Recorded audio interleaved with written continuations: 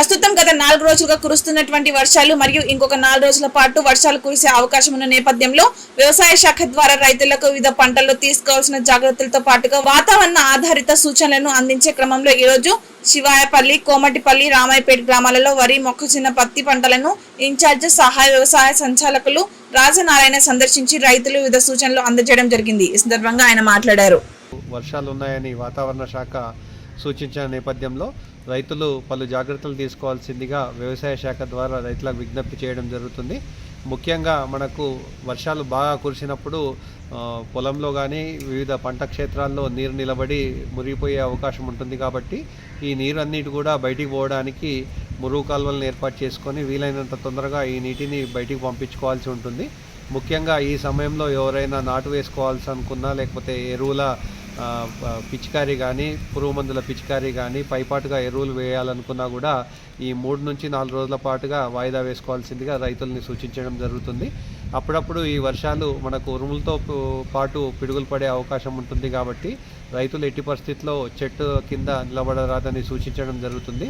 ముఖ్యంగా ఈ వర్షాకాలంలో విద్యుత్ స్తంభాలు కానీ, విద్యుత్ తీగల్ని కానీ పొలంలో ఎక్కడైనా పడ్డాయో లేదో చూసుకొని జాగ్రత్తగా పొలాల్లో పర్యటించాల్సిందిగా కోరుతున్నాము. ముఖ్యంగా స్టార్టర్లు ఆన్ చేసేటప్పుడు వర్షానికి తడిసి షాకు గురయ్యే అవకాశం ఉంటుంది. కాబట్టి తప్పనిసరిగా రైతులు ఈ జాగ్రత్తలు తీసుకోవాల్సిందిగా కోరడం జరుగుతుంది. అదేవిధంగా మనకు కలుపు సమస్య ఎక్కువగా ఉండి వర్షాల ప్రభావం వల్ల కలుపు విపరీతంగా పెరిగి పొలాల్లో మనకు ఈ విషసర్పాలు, తేళ్ళు, విషకీటకాలు తిరిగే అవకాశం ఉన్న నేపథ్యంలో రైతులు సరైన రక్షణ పరికరాలు ఉపయోగించుకుంటూ పొలాల్లో పర్యటించాల్సిందిగా కోరుతున్నాము. ముఖ్యంగా మనకు వరి, మొక్కజొన్న, ప్రతి పంటల్లో వివిధ దశల్లో ఈ వాతావరణ ఆధారిత సూచనలు పాటించాల్సిందిగా వ్యవసాయ శాఖ ద్వారా రైతులకు మేము విస్తృతంగా అవగాహన కల్పించడం జరుగుతుంది. ముఖ్యంగా వరి పంటలో మనకు నిల్వ ఉన్న నీటిని కిందికి తీసుకోవాల్సి ఉంటుంది. వర్షం పడే సమయంలో ఎరువులను ఎట్టి పరిస్థితుల్లో వేయరాదు. వర్షాలు కురవడం ఆగిన తర్వాత పైపాటుగా మనకు వేర్ల ద్వారా మనకు మొక్కలు సంగ్రహించవు. కాబట్టి పైపాటుగా పిచికారీ చేసుకున్నట్టయితే ముఖ్యంగా 319 కానీ 13-0-45 మల్టీకే లాంటి పోషకాలను 5 నుంచి 10 గ్రాముల లీటర్ నీటికి కలిపి పిచికారీ చేసుకోవాల్సిందిగా కోరుతున్నాము. పైపాటుగా నానో యూరియాను లీటర్ నీటికి 2 మిల్లీలీటర్ల చొప్పున కలుపుకొని పైపాటుగా పిచికారీ చేసుకున్నట్టయితే నత్రజని సంబంధిత ఎరువులన్నీ కూడా మనకు పత్రరంధ్రాల ద్వారా మొక్కకు అందే అవకాశం ఉంటుంది. పత్తిలో మనకు నీరు నిలవడం వల్ల వడిలిపోయే అవకాశం ఉంది. కాబట్టి దీని నివారణ కోసం కాపరాక్సీ క్లోరైడ్ మందును 3 గ్రాములు లీటర్ నీటికి కలుపుకొని మొక్కల మొదళ్ళ భాగంలో కానీ, లేకపోతే పైపాటుగా ఆకుల మీద పడే విధంగా పిచికారీ చేసుకోవాలి.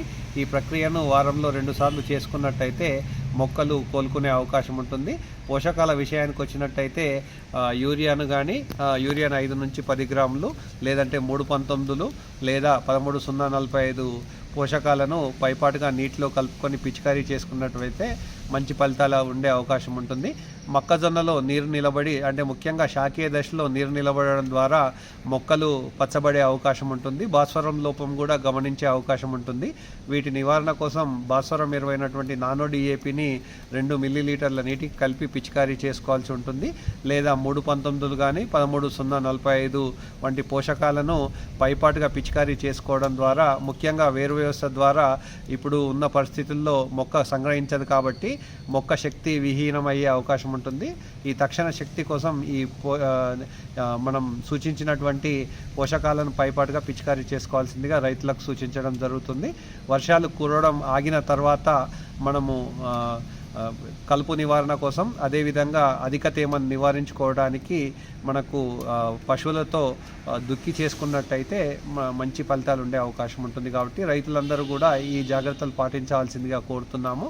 ముఖ్యంగా మోతాదుకు మించి యూరియాను ఎట్టి పరిస్థితుల్లో వాడొద్దు అని రైతులకు సూచించడం జరుగుతుంది.